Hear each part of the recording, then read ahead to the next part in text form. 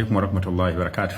Tuzze kulaba embwa senge ebadde ekulumye. Mubeere mu byalo embwa ne zibaluma ne mugayala ne mmala ne mufa rabies. Embwetta era eri serious. Senge embwa ekuluma oli first aid. Embwa bwe ekuluma genda wali ekiwundu okwate sabbuuni.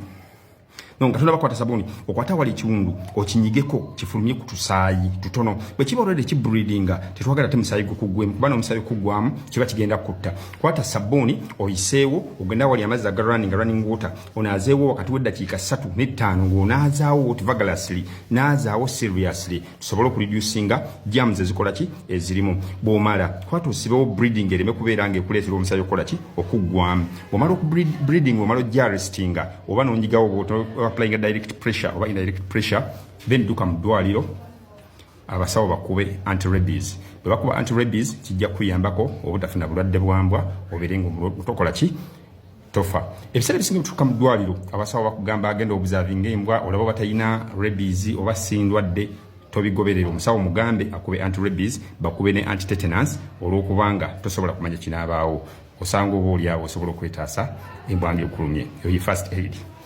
Assalamu alaikum warahmatullahi wabarakatuh.